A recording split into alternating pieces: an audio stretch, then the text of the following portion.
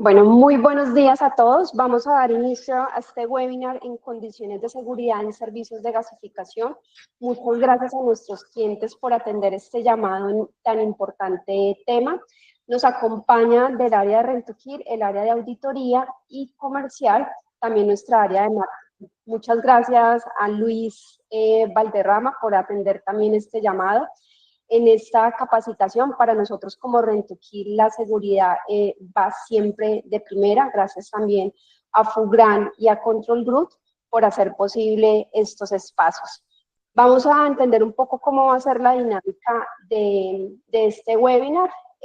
Vamos a dejar todo lo que son preguntas al final de la sesión y vamos a tener nuestro canal de mensajes totalmente abierto para todas las dudas que puedan tener, que muy seguramente dentro del desarrollo de este webinar van a ser aclaradas.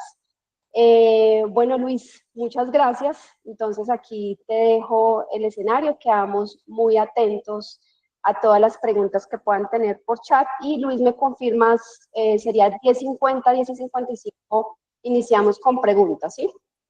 Sí, perfecto, Lina.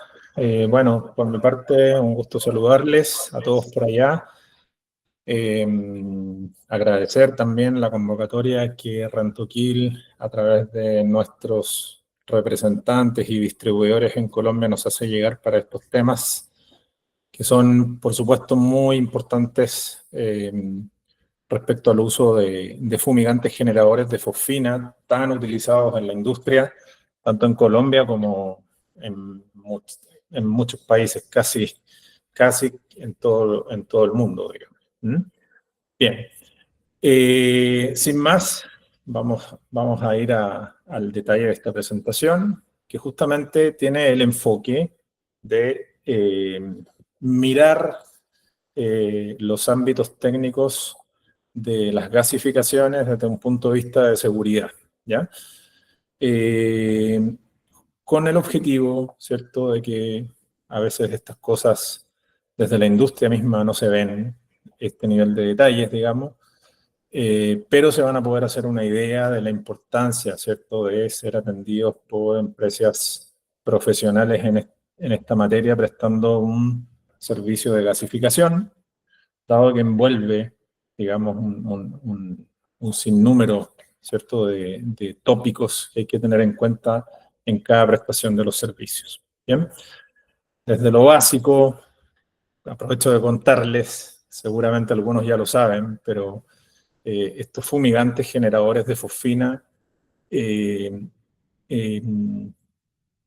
justamente citan, digamos, a esta molécula que en la naturaleza de los sistemas planetarios existe, ¿ya? En donde exista fósforo, en realidad la fosfina como tal es parte de su ciclo natural. Por supuesto que aquí en la Tierra también, pero una cosa bien llamativa e interesante es mencionarles, digamos, de que también es una de las técnicas con las que algunos astrónomos o proyectos de astronomía, ¿cierto?, buscan la presencia de vida en cualquiera de sus formas, vida microbiológica sobre todo, en otros sistemas planetarios, digamos, ¿ya? Así que parto un poco queriendo hacer un poquito más amistosa la molécula de la fosfina, porque muchas veces se demoniza en cuanto a su peligrosidad, y en estricto rigor es una molécula que existe en la naturaleza por sí sola, parte integral del ciclo del fósforo en el planeta Tierra y en otros sistemas también. Obviamente, nosotros como seres humanos, hace muchísimos años atrás, nos la hemos arreglado para identificar a esta fosfina y sus fuentes sintéticas de generación, justamente para usarla a beneficio del humano, de la humanidad, digamos, de las cosas que protegemos y que consideramos nuestro alimento. Y hace muchos años atrás, ¿cierto?, algunos señores se dieron cuenta de que este gas tenía propiedades insecticidas, en realidad biocidas, porque son capaces de afectar organismos, ¿cierto?, que acuden al metabolismo respiratorio para producir energía de mantenimiento y propia de la vida, ¿ya? Sin embargo, el foco del producto, el canal de comercialización, siempre es orientado al control de insectos, ¿ok? Pequeños animalitos extremadamente adaptables a diversas dificultades en sus ecosistemas, muchas veces muy exitosos en cuanto a adaptabilidad, y esta es una de las herramientas más para darles combate, batalla, digamos, que es básicamente una lucha permanente contra ellos, ¿ya? Entonces la fosfina, en términos sintéticos, la producimos o la generamos a partir de estos fosfuros metálicos, principalmente fosfuro de aluminio, que es lo que les estoy mostrando acá, y otras formulaciones que también existen en el mercado. Fosfuro de magnesio, nosotros en Colombia este fosfuro de magnesio le llamamos Fumicel placa, es de un segmento o de un nicho muy particular, y por supuesto que existen también otras marcas y presentaciones también en otros países. ¿Okay?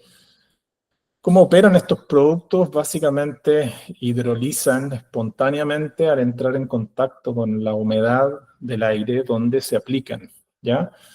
Y como pueden ver ustedes acá, estos productos, cualquiera sea su formato, ¿cierto?, se aplican en esta condición y a las pocas horas, luego de captar humedad del ambiente donde se aplicó, ¿cierto?, se comienzan a disgregar y químicamente, desde el momento en que se abre el envase, comienzan a generar cierto gas fosfina en pequeñas cantidades, ¿ok? Una molécula gaseosa en general no es visible al ojo humano, entonces es difícil trabajar con ella porque gran parte de nuestro protocolo de aplicación, de nuestro plan o recomendaciones de aplicación, justamente tiene que ver con esto de estar imaginándonos cómo contener un gas en un determinado lugar, que es el lugar que a nosotros nos conviene, en donde va a actuar el gas insecticida como tal. ¿Ok? Esta reactividad del fumigante, bueno, tiene un balance estequiométrico, que ahí se los presento. Quienes lo quieran revisar, me imagino que lo van a poder hacer con más calma más adelante, ¿sí? Yo solo quiero destacar entonces que esta molécula, los fosfuros de aluminio, ¿cierto?, forman fosfina a partir de su combinación con 3 moléculas de agua y dejan un resultante sólido que es principalmente hidróxido de aluminio, ¿ya? Si uno pudiese tomar una muestra, ¿cierto?, de este cúmulo de residuos que deja el fumigante, en un 98-99% esto va a ser hidróxido de aluminio, más otras cosas como parafina, para aglomerar, talco, que son ese tipo de elementos los que se usan para comprimir y darle la forma a estos fumigantes, ya, porque a partir de su naturaleza química, de los reactores químicos con los que lo formulamos el producto, en realidad, por su naturaleza, son siempre productos arenosos. Uno colecta desde los reactores verdaderas arenas de fosfuros de aluminio y con ciertos aglomerantes le damos forma para que tenga esta configuración. ¿Ok? Esta reacción de hidrólisis y por ende de generación de fosfina es sumamente acelerada en climas de alta temperatura y alta humedad, ¿ya? Yo que tengo la suerte de conocer la linda Colombia que tanto quiero, bueno, he podido sufrir, digo yo, porque no estamos los chilenos adaptados a esos climas, sufrir, digamos, esta alta condición de temperatura y humedad que he visto en algunas ciudades. Entonces, estos productos en esas condiciones son capaces de hidrolizar en un par de horas.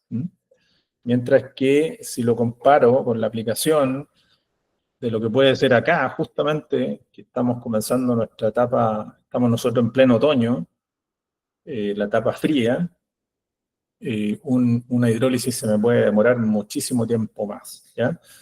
Y aquí apunta este comentario, que hay que tener entonces más profesionalismo, más dedicación, protocolos más estrictos en la aplicación cuando estamos hablando de climas cálidos y húmedos, ¿ya? Porque estos productos entonces son muy rápidos generando gas fosfina, mientras que si me comparo con la nevera o refrigerador que pudiese ser aquí Chile en un par de semanas más, el aplicador, el fumigador, va a tener un poquito más de holgura en cuanto a la seguridad, debido a que mientras más frío y seco el clima, este producto se tarda muchísimo más en generar fosfina.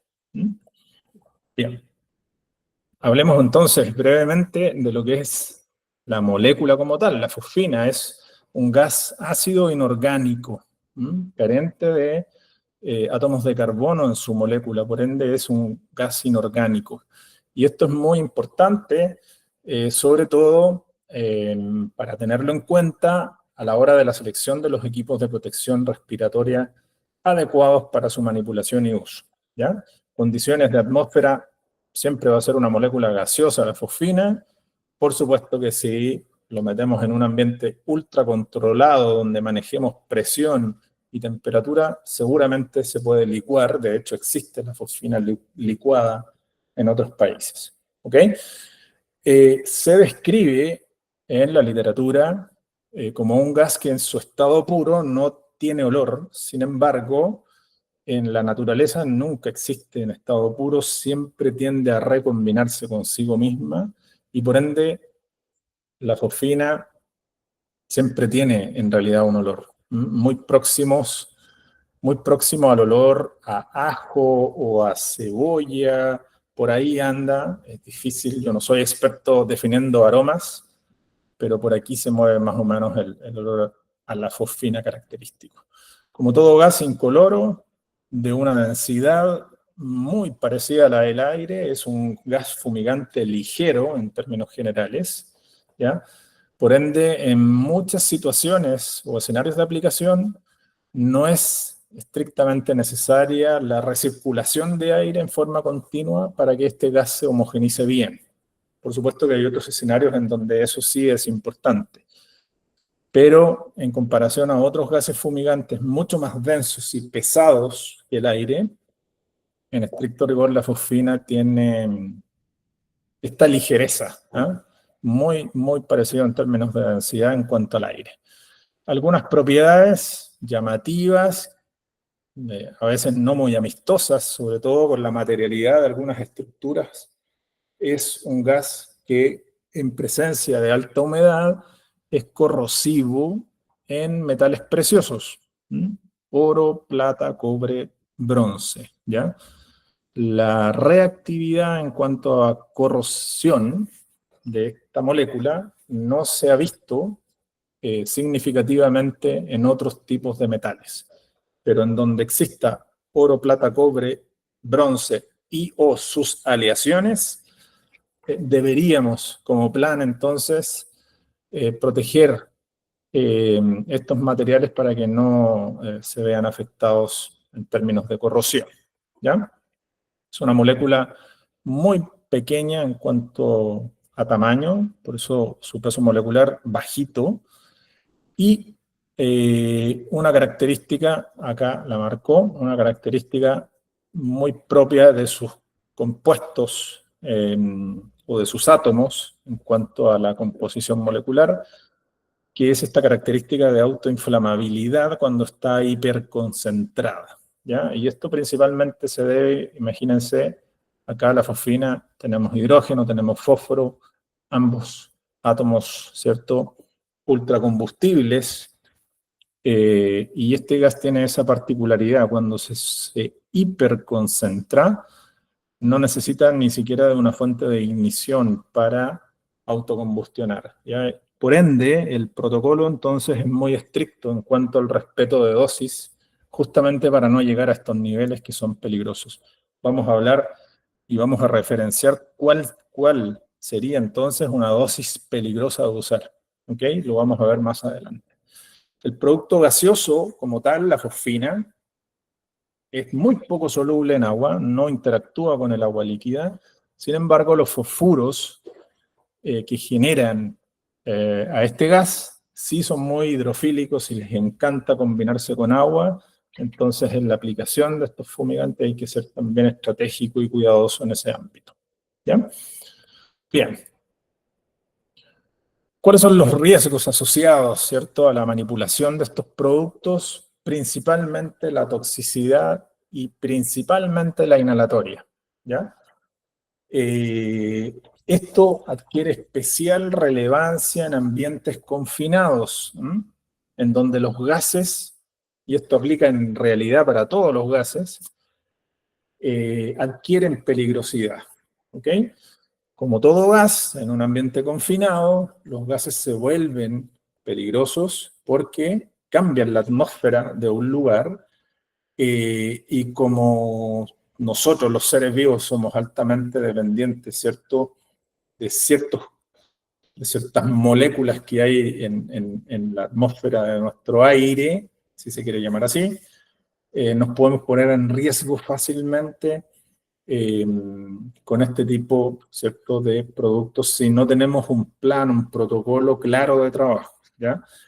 Entiendo, ¿cierto?, que acá también hay hartos clientes que contratan los servicios profesionales de Rentokil, lo cual me parece excelente, porque son empresas, digamos, preparadas y protocolizadas en cuanto a la manipulación de estos productos.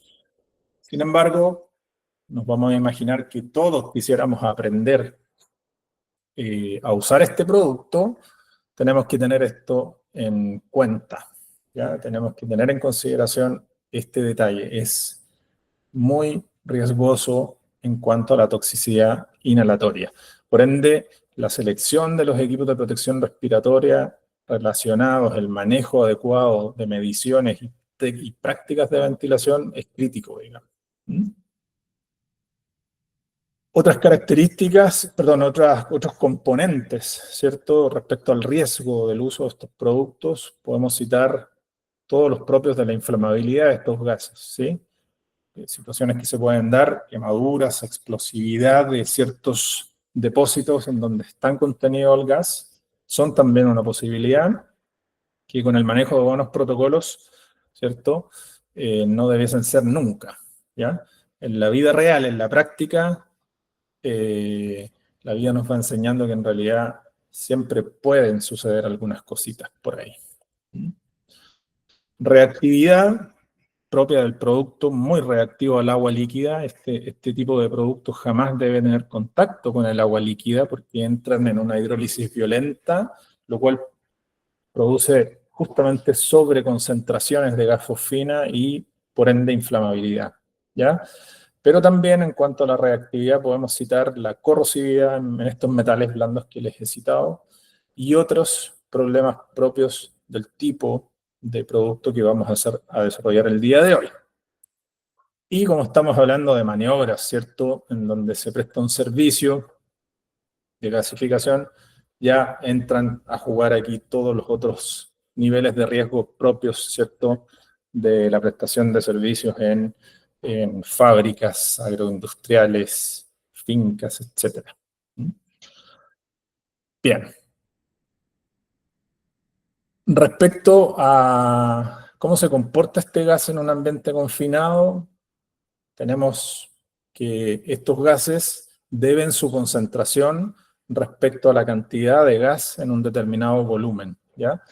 Y para que ustedes se hagan una idea, 1 gramo de gas fosfina en un metro cúbico, como este, ¿sí?, desarrolla más o menos 700 partes por millón, concentración más que suficiente para matar insectos, siempre y cuando esta hermeticidad en la que se aplicó el gramo de fosfina sea perfecta, cosa que en terreno, en la vida real, cuesta mucho conseguir, ¿ya? Para que me entiendan, ni siquiera las cámaras de gases construidas por el ser humano para contener gases son herméticamente perfectas. Entonces, estamos hablando de que en un escenario de fumigaciones agroindustriales, como se suelen hacer, el componente fuga es una posibilidad real. Se manejan y se gestionan, ¿sí? Pero cuesta mucho conseguir una hermeticidad perfecta a nivel de terreno y eso le puede pasar a cualquiera de los entendidos en esta materia, ¿ok? Entonces, un gramo de gas fosfina desarrolla por metro cúbico 708 partes por millón aproximadamente a temperaturas medias, ¿ya? Y esto es bien clave respecto al cálculo de dosis y concentraciones, justamente porque en realidad nosotros buscamos una concentración más o menos parecida a esta para matar insectos, ¿ok? Y ahí es donde el expertise del fumigador entrenado conoce o toma protagonismo, digamos, justamente para manejarse en rangos seguros pero eficientes a la vez en el control de insectos. Respecto a la posibilidad de intoxicación en cuanto a las personas quienes manipulan estos productos, obviamente la principal vía de riesgo es la respiratoria, ¿ya? En esto quiero ser bien enfático. Es básicamente el único canal por donde estos productos pueden afectar a una persona y otros canales, la típica vía dérmica, se describe, por ejemplo, como insignificante con este gas, ¿ok? Sin embargo, la respiratoria es sumamente delicada, por ende los protocolos de uso de este producto son bastante estrictos en cuanto a sus recomendaciones en relación a la protección respiratoria que hay que utilizar cuando se manipulan estos productos, ¿ok? Se describe también una mínima irritación en mucosas expuestas, principalmente en ojos, entonces, como vamos a ver más adelante, ustedes podrán ver que las máscaras... Ups, se me pegó el programa. Si quieres, dale, espera que el programa responda. Eso. Ahí tiene que volver a cargar. Vamos a tomarnos un pequeño break, obligado.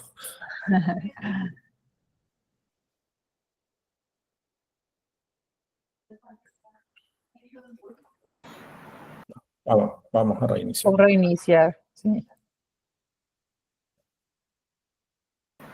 Luis, mientras va reiniciando, por acá tenemos una pregunta. Aprovechamos. Muy bien. La pregunta que nos hacen es, ¿el olor es más por la fosfina o por el carbonato de amonio? ¿A qué hace referencia el tema del olor? Sí, en general el olor fuerte que se siente a partir de estos fumigantes obedece más bien a la presencia de amoníaco que genera el carbamato de amonio, que es un coformulante que se utiliza en estos productos con la función de ser un gas también avisador, ¿okay? Pero quiero dejarlo claro, en presentaciones donde no existe el carbamato de amonio, de todas formas la fosfina igual tiene un aroma, un ligero olor, ¿ok? Vamos de nuevo.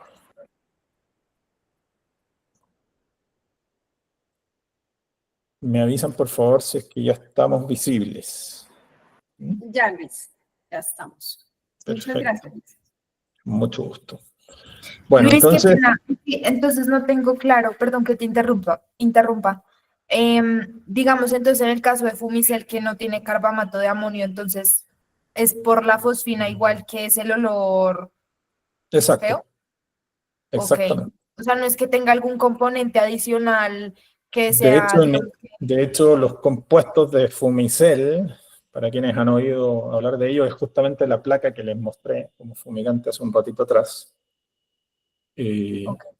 Como compuesto químico es fosfuro de magnesio, los otros son polietilenos en polvo, pegamentos, cosas que le dan la forma finalmente a la placa. No hay otros compuestos que generen gases ahí. ¿Okay? Entonces, en la práctica misma siempre va a haber un olor asociado, ¿ya? Si me preguntan a mí, creo que es mejor que sea así. Okay. Es más, digamos, viable manejar problemas, fugas, podemos tomar más medidas de protección. En lo personal he tenido experiencia con otros gases fumigantes que se ocupan en otras latitudes.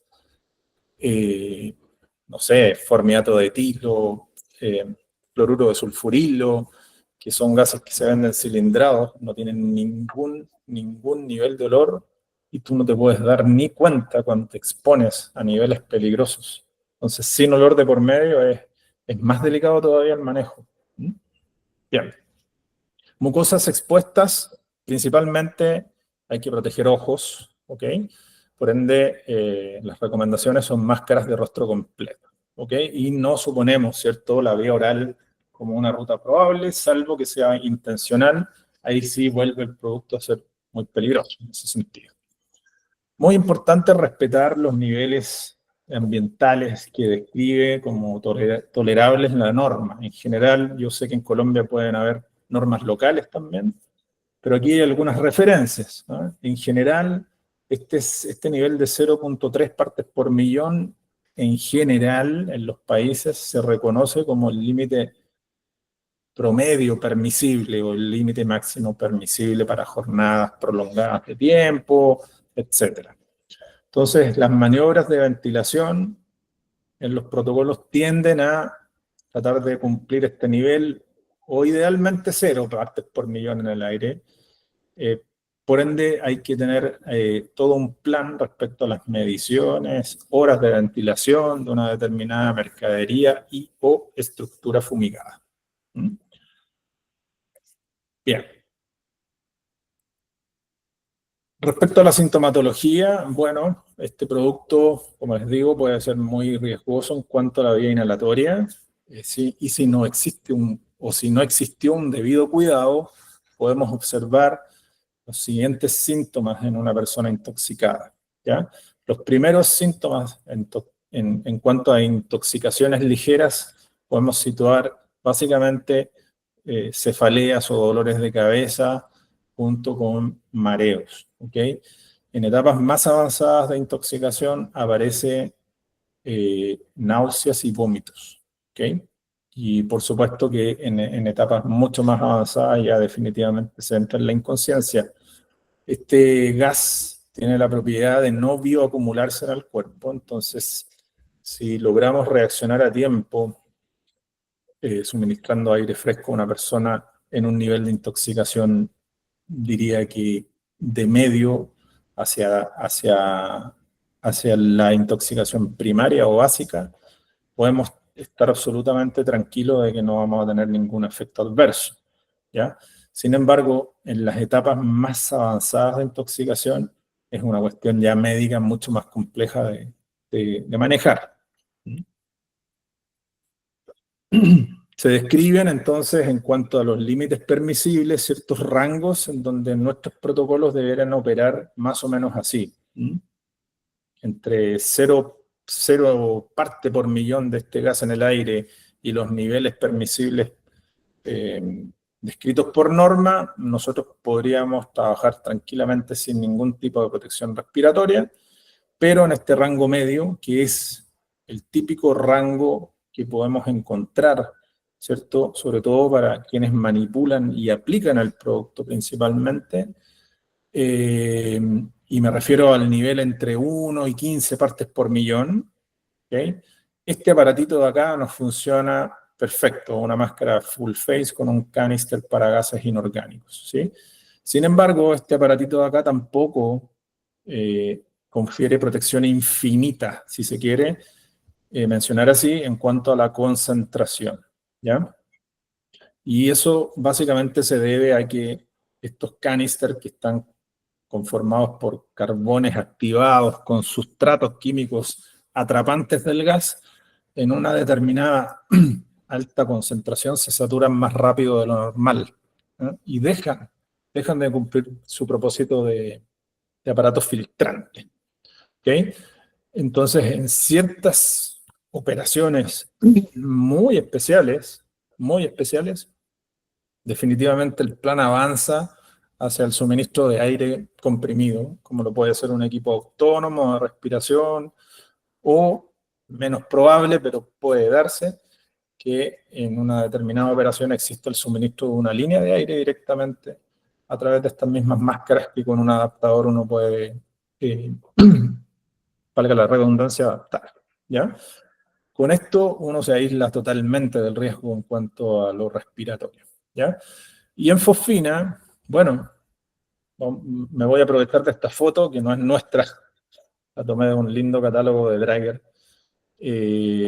Como no hay una ruta dérmica significativa, yo perfectamente pudiese estar expuesto a trazas o ciertos niveles de gas fosfina en esta misma condición. No necesito cubrirme exageradamente la piel porque la ruta dérmica con fosfina no es significativa, a diferencia de lo que puede suceder con otras moléculas plaguicidas, ¿ya? Y otros gases también, en donde ahí realmente hay que irse casi que disfrazado de astronauta de la NASA, ¿ok? Bien. Protección respiratoria, entonces, mínima en el rango típico de aplicaciones y usuarios. Lo mínimo, una careta o máscara, como la llamamos nosotros, de rostro completo, ¿cierto? Con el canister apropiado para gases inorgánicos, ¿ya? Conforme a la norma, ¿cierto? El origen de la marca, del canister y de la máscara, deberíamos nosotros en general encontrar este código de colores, ¿ok? Entonces, donde el canister tenga banda gris, yo ya sé que estoy protegiéndome para gases inorgánicos en un cierto rango de concentraciones, como les acabo de decir, ¿ya? Y aquí probablemente viene la típica pregunta, ¿cuánto dura? ¿Cómo sé yo cuando en general un filtro dejó de operar? Y aquí yo siempre me adelanto, digamos, pero les digo, lamentablemente no hay nuevos desarrollos en esto. Y hasta hoy día sigue siendo el olfatímetro humano el único instrumento más adecuado, ¿cierto?, para definir realmente si un filtro ya dejó de ejercer su tarea. ¿Y cómo lo hacemos? Básicamente, uno siente, el usuario siente, ¿cierto?, la dificultad del ingreso del aire porque es un filtro ya saturado y al mínimo ingreso de olor al interior de la careta o de la máscara, uno ya puede tener certeza de que este aparatito dejó de funcionar como vida útil, ¿ok? Y hay que reemplazarlo, ¿ok? No toda la careta, sino que solo el canister. Por supuesto que las empresas más profesionales, certificadas, etcétera, etcétera, etcétera, podrán establecer un propio plan de recambio, ¿cierto?, de estos aparatos, ¿ya? En la práctica, yo tuve la suerte de ser fumigador durante 4 años en esta empresa, entonces aprendí mucho del uso de los productos que vendemos. En la práctica de fumigaciones típicas, un aparatito de estos, por supuesto, dependiendo del uso, puede durar varios meses si se cuida bien, ¿ok? Pero no tenemos una certeza fija y no existen de los fabricantes ninguna certeza definida como tal para decir, cámbielo ahora, ¿ok? Depende del uso y si usted quiere acogerse a ciertos protocolos de recambio evaluados por su área de riesgos y seguridad, hágalo mucho mejor. Súper importante que a la hora de la utilización de este tipo de máscaras siempre se haga la prueba de vacío, que se le llama, ¿eh? La prueba de succión o de presión negativa. ¿Qué quiere decir esto? Que en pleno uso de la máscara, con la tensión de los arneses, ¿cierto? Le hemos jalado al arnés para que en todos sus puntos esté cómodamente apretado al rostro la goma sellante. Nosotros tapemos el canal de ingreso de aire, así como lo están haciendo estos señores en estos dibujos, y hagamos una inspiración, y debiésemos esperar que la máscara en general se chupe en nuestro rostro, se haga un vacío tal que es como si estuviésemos empujándonos nosotros la máscara en dirección a nuestra cara. Se genera un vacío y se chupa en nuestra cara, ¿ya? Si eso no pasa, es porque algo está funcionando mal con la máscara y no debiésemos utilizarla, o debiésemos revisar ¿Cómo lo solucionamos? ¿Ya? Cosas que pueden afectar el normal uso, barbas, ¿ok? Las personas que utilizan estos aparatos no pueden usar barbas prominentes. ¿Y dónde no la pueden usar? En toda el área donde pasa justamente el contacto de estas siliconas sellantes que van al rostro, en toda área de contacto de esta silicona, en todo el contorno, no deberían haber barbas. Un bigote no debería molestar para nada, pero una barba profusa acá, en la mejilla, seguramente lo hará. ¿Ok? Otras situaciones típicas, los arneses se van venciendo con el tiempo y ya no jalan con la misma fuerza o tracción, entonces al momento de ceder van justamente perdiendo fuerza y dejan ingresar aire desde el exterior al interior por otros puntos que no son los del canal del filtrado. ¿Mm?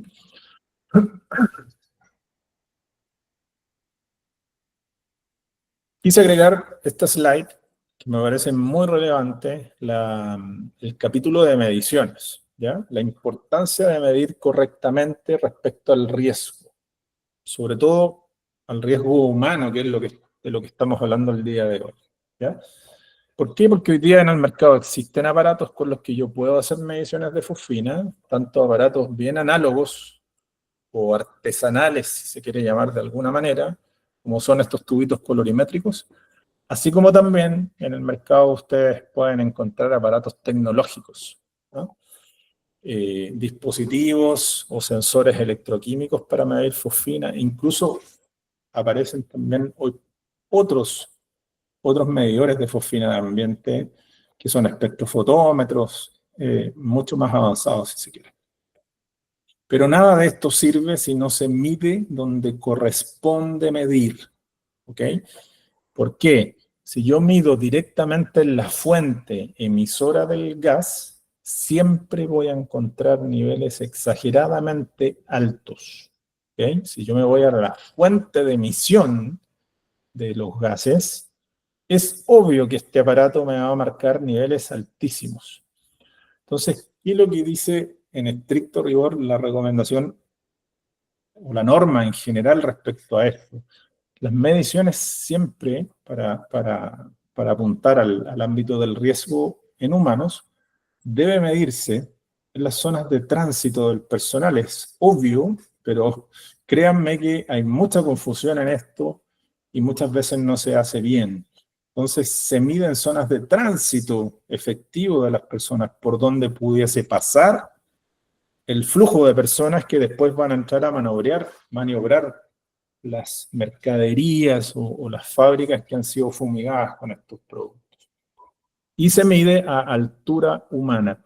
¿Qué es la altura humana? Esta altura que está midiendo este señor, ¿ya? Justo más o menos enfrente y por debajo de la nasofaringe o del sitio donde respiramos los humanos. Entonces, no se mide ni a nivel de piso, ni 5 metros arriba en el aire, se mide a altura humana, ¿ok?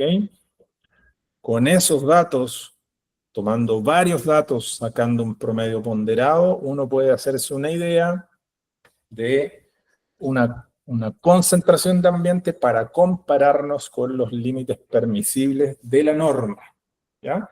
Que dicho sea de paso, si usted lee las definiciones de las normas, siempre le van a hablar de promedios ponderados de datos. Es decir, no es solo un dato. Usted debería tomar varios datos para promediarlos, ponderarlos y compararse con el nivel de la norma.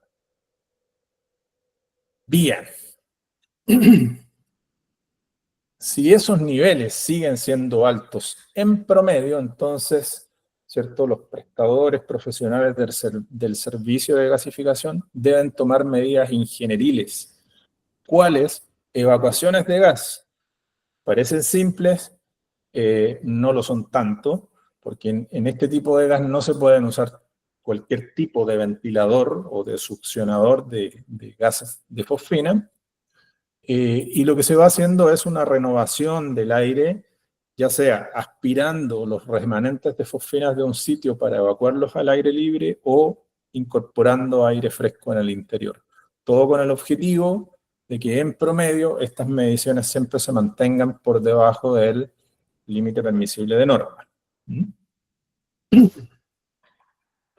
Otro punto muy importante que vamos a desarrollar en estos momentos es el relativo a las características del producto y cómo se comporta ante ciertos escenarios. Al contacto con agua es peligroso. Los fosfuros de aluminio, que son los que están acá, son menos peligrosos en general que los fosfuros de magnesio, que son mucho más reactivos al agua. ¿Ok? Esa es la primera gran separación. Fosfuros de aluminio en contacto con agua, más o menos tienen este grado de reactividad, mientras que un fosfuro de magnesio es mucho más violento. ¿Ok? Entonces el manejo acá debe ser mucho más planificado y delicado. ¿Ok? Entonces, medidas preventivas, el fumigante ponerlo siempre en sitios seguros, en cualquier punto donde yo visualice o evalúe que va a haber fuente de condensación de agua, obviamente no lo voy a poner en esos lugares el fumigante, ¿ya? Incluso en algunos escenarios se sugiere, ¿cierto?, la protección del fumigante para ponerlo con fundas respirables, pero antiaguas o repelentes al agua, ¿ok? Materiales como telas repelentes al agua son o funcionan bien, materiales como el Tyvek, etc. En caso de que se haya dado, ¿cierto?, una reacción violenta, algunos materiales o componentes de contención primaria funcionan bien y otros no. ¿Ok? En la práctica me tocó vivir algunas de estas experiencias, ¿cierto? Lo que personalmente más me funcionó era la arena seca, la más barata de todas, pero siempre y cuando esté evidentemente seca, no húmeda, ¿ya?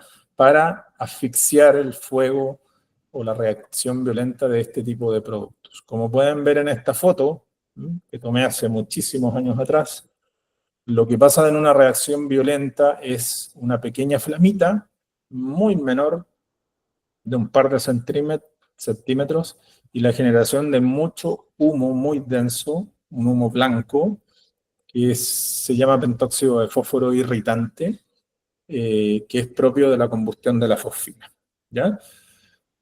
Si no prefiere usar arena seca, insisto, es lo más barato y accesible a lo que podemos, y práctico a lo que podemos acceder en casos de este tipo para una medida de reacción primaria, el polvo químico seco, pero formulado al 90%, ¿ya?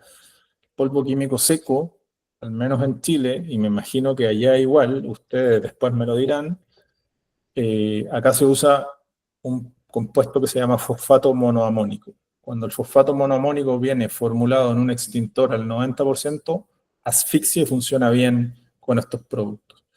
Cuando viene formulado al 45%, no es capaz de asfixiar este tipo de reacción. ¿Ok? Bien.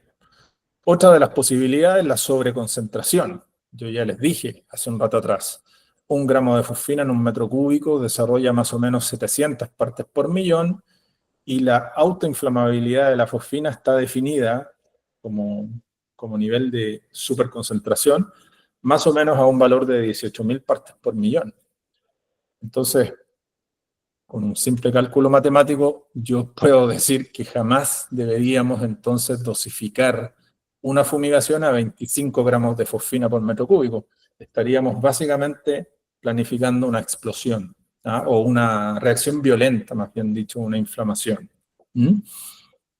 Pero, como dice la etiqueta, y por eso que aquí destaco respetar el concepto de dosis, volumen, la distribución del fumigante y la instrucción de la etiqueta de estos productos, lo típico que uno utiliza, ¿cierto?, para el control de insectos son 3 gramos de fosfina por metro cúbico, como mucho, ¿ya? Jamás 25, ¿ok? Valga esa aclaración también. En cuanto a corrosión o corrosividad, en algunos escenarios esto puede ser bastante complicado, la acción de este gas. De los casos típicos que me ha tocado ver a mí, la corrosividad en molinos, ¿ya? Molinos son fábricas que muelen los granos, los transforman en harinas y posteriormente son alimentos. Y como tienen un flujo continuo de paso de estas mercaderías, también se infestan con los típicos insectos de los productos almacenados. Entonces, si yo en los granos tengo Tribolium, tengo Cytophilus, Cryptolestes, o algunos lepidópteros como Hephaestias, es muy probable que en poco tiempo esos insectos se alojen al interior de la fábrica y cuesta enormemente sacarlos de ahí, ¿ya? Porque miren, las fábricas de molienda suelen ser así de complejas, son muy bonitas, pero son complejas en cuanto a maquinarias, todas interconectadas entre sí, y uno se puede encontrar incluso a veces escenarios como estos, son reales, ¿ok? Entonces, cuesta mucho con un plan de desinsectación típico lograr el acceso al interior de estos ductos, por ejemplo. Entonces, en ciertas ocasiones, la fábrica como tal se planifica para parar un cierto número de días y recibir una gasificación completa, ¿ya? En esos escenarios, mucho cuidado con la corrosión, entonces hay que elaborar un plan de protección de equipos críticos que no pueden dejar de funcionar en una planta de proceso. Tableros eléctricos, motores principalmente. ¿Okay? Este barniz ha sido por años uno de los que mejor resultado nos ha dado en cuanto a protección de metales preciosos, ¿ya? Principalmente cobre, bronce. Ahí puse la referencia, después quienes estén interesados les envío la ficha técnica para que lo puedan conseguir también por allá. Otro ejemplo de corrosión, solo como bonus track de la presentación, mucho cuidado en el tratamiento que se suele hacer en momias, ¿cierto? Las momias, que pueden ser de distintos orígenes, ¿cierto? Tienen básicamente carnes o músculos disecados, pieles disecadas, que son muy apetecidas por cierto grupo de insectos, los derméstidos, básicamente. Entonces las curaciones que se hacen a nivel de museo son muy delicadas. En algunas ocasiones también se hacen con fosfina. En estos casos hay que ser especialmente detallista porque algunas momias también, como patrimonio arqueológico, están conformadas justamente con adornos de metales preciosos, ¿cierto? Para estos señores en su época. Y pueden darse estos casos. Entonces, para no hacernos famosos con una pieza arqueológica, lo primero que tienen que preguntar es justamente al curador del museo si es que existen piezas metálicas en las momias, porque de otra forma, o si fuese así, no pueden ocupar fosfina como tal. Otras situaciones muy típicas de aplicación son los silos, en donde hay un ambiente confinado interior delicado, ¿cierto? Si este ambiente confinado interior, en donde se está planeando el sello, la aplicación del fumigante, yo le sumo temperatura, lo que voy a tener en poco tiempo al interior de esta cámara de aire que queda vacío entre el grano y su techo, es una alta concentración de fosfina. Se debe estar monitoreando permanentemente esa concentración para que ojalá nunca suba de las 15 partes por millón que son capaces de aguantar las máscaras de protección respiratoria que les mostré, estas que están usando estos señores aquí en la foto. Y si fuese así, nuevamente debemos tomar algunas medidas ingenieriles básicas para que nos ayuden al recambio de ese ambiente mientras dure la operación. ¿Y qué medidas puedo tomar? Aspiradores de manga, como los que les estoy mostrando en esta foto, ya sea para succionar restos de fosfina que están acumulándose en ese ambiente, o para suministrar aire fresco al interior. Esto lo puedo hacer tanto por arriba del silo, y si cuento con este tipo de ventiladores centrífugos de mediana potencia, también lo puedo hacer aspirando desde abajo. Mientras la operación se hace arriba, yo estoy succionando solamente hacia abajo, desde los ductos de aireación del silo, para que estos puedan inmediatamente, estas trazas de gas que se van generando en la aplicación, bajen y no suban a esta cámara de aire en la parte alta del silo. Respecto a la aplicación propio del producto, mucho cuidado con el amontonamiento, ¿ya? Porque estos productos tienden a asfixiarse cuando están amontonados, y eso quiere decir que en el destino o al finalizar una fumigación uno puede encontrar esta situación de producto que no reaccionó por una mala aplicación, ¿ya? Entonces, ¿cuál es la idea? Distribuir lo mejor posible el fumigante. Aquí en la foto que tomé de la web, ¿cierto? Hay un señor sembrando un cerro de pastillas en ese escenario, cosa que para nada es apropiado como técnica de aplicación. Lo que vamos a tener es que cuando ese barco llegue a destino, lo que vamos a tener es un montón de pastillas activas que va a generar un montón de problemas a nivel portuario.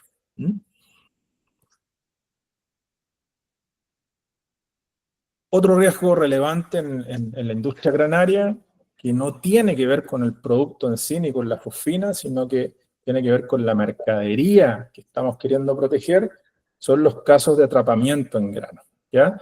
Y de estos hay diversos, propios de la operación o malas coordinaciones. Mientras tenemos gente trabajando en un silo, se pueden generar desafortunadas descargas por desinformación, descargas del grano atrapando personas y haciéndolas morir por asfixia, o a veces por la condición del grano se encostran y se generan vacíos donde por el peso de un par de seres humanos estas costras ceden y quedan las personas atrapadas, ¿ya?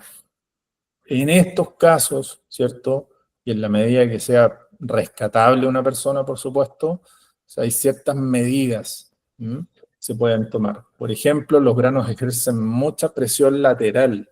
Cuando uno se entierra o si se pudiese enterrar en un grano, uno recibe un apriete lateral de la masa, de la enorme cantidad de kilos de granos que hay, lo cual no le permite salir fácilmente. Y si yo jalo a una persona con una polea para querer liberarlo, incluso puedo desmembrarlo, ¿ok? Entonces, hay algunos protocolos que hablan de cortar esta fuerza lateral con este tipo de placas, ¿ya? Se van enterrando justamente para liberar esta presión lateral que ejercería el grano, y con eso puesto en su entorno voy a poder traccionar hacia arriba a la persona sin riesgos. Muy importante en este tipo de industria granaria, las tarjetas de aviso y el plan en general de coordinación, ¿ya? Bloquear sistemas. Si yo tengo una botonera donde con mucha facilidad voy a iniciar una descarga de grano, bueno, mientras tenga gente en el interior de estas estructuras, deberé buscar este tipo de tarjetas que me adviertan a todo nivel la posibilidad de iniciar una descarga, ¿ya? Este tipo de sellos. Propios del producto, otros riesgos: la hinchazón por la acumulación de calor. En climas muy cálidos, el carbamato de amonio, coformulante del producto, tiende a hinchar envases, y eso no inactiva la efectividad del producto. De hecho, el producto queda en perfectas condiciones para seguir siendo usado. Lo que incomoda es la apertura y la aplicación. Puede generar, sí, puede favorecer la presencia de flashing, que es esta inflamación espontánea que sufren, ¿cierto?, los fosfuros en la apertura rápida o violenta de su tapa. ¿Ok? Súper importante también la implementación de zonas buffer o zonas de seguridad, demarcándolas en el entorno de un ambiente o estructura fumigada, justamente para prevenir que personas que no tienen que ver con la operación comiencen a intervenir estos materiales en donde se ha implementado la gasificación, ¿ya? En este sentido existen por ahí, incluso aquí en Chile tenemos algunas referencias de distancias recomendadas, ¿no? Voy a mirar. Ya tengo un micrófono abierto. Es una pregunta. Para finalizar, ya nos queda poquito tiempo, me pasé un poquito de hecho, el manejo de residuales o de residuos, una maniobra bastante delicada. Siempre en primera etapa en general, polvos remanentes resultantes de una fumigación deben manejarse secos y aireados, ¿ok? Para, después de ese manejo seco y aireado, se pase o se proceda a una desactivación, ¿cierto?, en agua jabonosa, ¿ya? Una vez que se inactivan en agua jabonosa, definitivamente dejan ya toda peligrosidad y pueden disponerse con toda tranquilidad conforme a la instrucción de la norma local. Bien. Aquí puse y agregué algunas maquinitas que son muy interesantes a la hora de hacer esta maniobra. Estos revolvedores de pintura o de mezclas de concreto funcionan excelentemente bien porque en la agitación está el secreto de la buena desactivación.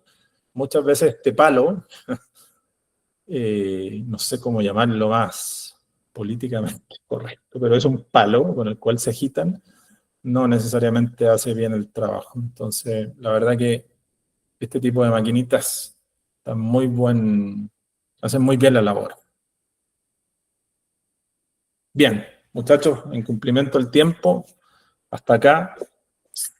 Por mi parte ha sido un gusto, voy a quedar sujeto a las preguntas y también le dejo a Lina una invitación que les tiene. Hola Luis, muchísimas gracias. Tenemos aquí varias preguntas que hemos ido contestando en el chat. Hay una que sí necesitamos de tu ayuda nos está solicitando el ingeniero Mario, si nosotros tenemos tablas diseñadas que permitan tener un estimado de tiempo más certero de la activación de gas. De mi parte he visto que ustedes manejan gráficas de concentración versus horas, pero acá lo que nos preguntan es si hay estudios o tablas relacionando tiempo más certero de activación del gas. Sí, la activación del gas se da desde el minuto 1 después de apertura de envases, por si acaso, ¿ya? Sin embargo, tenemos muchos datos y gráficas que podemos tabular y compartir. No obstante, no son recomendaciones generales, porque la reactividad de este producto obedece a la situación de cada caso, porque la combinatoria de factores de humedad y temperatura es infinita, ¿no? Incluso en una misma localidad, por una cuestión de clima, puede variar de día a día, ¿ok? Entonces, nosotros poder proponer una tabla de uso estándar a nivel mundial, imposible, no son las mismas condiciones. Sin embargo, tenemos muchas gráficas que sí podemos compartirlas. Listo, Luis, muchas gracias. Entonces, apenas las tengamos, se las haremos llegar. Bien. Bueno, Luis, tenemos otra pregunta y es, los filtros de vapores y gases ácidos no aplican, sin embargo, algunas empresas lo están recomendando. ¿Qué opina sobre el correcto filtro? Gases inorgánicos. Eso a veces se ve en la banda de color gris para equipos y aparatos de norma europea o fichas técnicas en otros orígenes, digamos, ¿ya? Consultar con los proveedores. No todos los gases ácidos son fosfina como propiamente tal. Si bien es cierto, la fosfina se describe como un gas ácido inorgánico, es fundamental, digamos, la claridad en esta materia, ¿ya? Te diría que en términos generales, ojalá buscar esa banda gris en este tipo de aparatos. Ok, tenemos otra y es, ¿cada cuánto recomienda cambiar el filtro después de cada servicio o qué patrón recomienda para su cambio? No, eso es muy variable, depende del uso. Como les dije hace un rato atrás, en un uso más o menos promedio de fumigador puede durar tranquilamente meses un buen canister. ¿Okay? Por supuesto que hay otros proveedores, marcas incluso que son de más corto aliento. Y bueno, lamentablemente el indicador sigue siendo el ingreso de olor, la dificultad para el ingreso del aire, porque no existen en el mercado canisters que cambien de coloración para indicar que su vida útil ya finalizó. Eso no está desarrollado. A lo mejor en un futuro se hace, pero hoy día no está. Lleva muchos años sin estar. Por ende, la práctica un poco queda a criterio del usuario, ¿ah?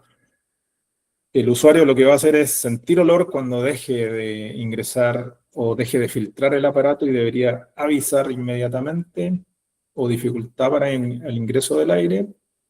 Y si usted quiere ser más precavido, a través de un plan de recambio, puede proponerse una fecha de evaluación. Las empresas más profesionales lo hacen cada 3 meses, dependiendo del uso, por supuesto. Y más o menos se maneja así. Listo, muchas gracias, Luis. ¿Tenemos alguna otra pregunta?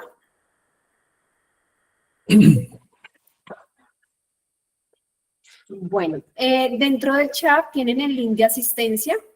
Desde el área de marketing les harán llegar el certificado de participación de este webinar junto con la grabación. Ellos, marketing la coloca directamente en YouTube y ustedes la pueden repetir cuantas veces quieran. Adelante, Brian. Brian, ¿tienes la manito levantada? ¿Tienes alguna pregunta? No, señora. Ok, listo. Y esta es una invitación muy especial. Para el 5 de junio vamos a tener nuestro webinar de prácticas para la inocuidad y servicios sustentables para un futuro seguro. Entonces, los esperamos el próximo 5 de junio a las 10 a.m. Y por acá Herbert nos dice, hoy nos acompaña también Sebastián Fuentes y Herbert Díaz de Rentoquil, Chile, y nos dice, les recomiendo que le coloquen una fecha en el filtro cuando lo comienzan a usar. Muchas gracias, Herbert, por la recomendación. Y Carlos, adelante. Sí, buenos días, no, pero muchas gracias por este espacio. De esos otros temas, Lina, tiene una imagencita para uno mostrar a los compañeros y citarlas breve a ver cómo se pueden unir a estos espacios que son importantes acá en la empresa y yo les mando a ellos esa imagen, a ver si nos logramos inscribir ahí en la página para participar en el webinar. Y Sí, muchas Carlos, gracias. mira, cuando entras a www.rentoquil.com, vas a encontrar en el home de la página el link para que te puedas inscribir a todos los webinars que tenemos en el año. Ahí está el cronograma y está pues la inscripción si te quieres inscribir a todos o solo a algunos. Ah, bueno, muchas gracias. Sino que hay veces muy bueno es como una imagen con todos y como las fechas. Esa no la Sí, tienen todavía. Ahí la tienes tal cual, o sea, ahí la tienes tal cual. Ya te voy a enviar acá en el chat el link y cuando le das clic en el link de inscripción te sale la imagen con todas las fechas de los webinars del año. Bueno. Listo, Diana, muchas gracias. Bueno, no me resta sino, Luis, agradecimientos totales. También muchas gracias a Fugrania Control Group por permitir estos espacios. Y Diana de Marketing, muchas gracias por todo el apoyo que nos das. Los esperamos el próximo 5 de junio. Por el momento no tendríamos más preguntas, entonces ya damos por terminado. Que tengan un excelente día. Muchas gracias a todos, un abrazo. Muchas gracias.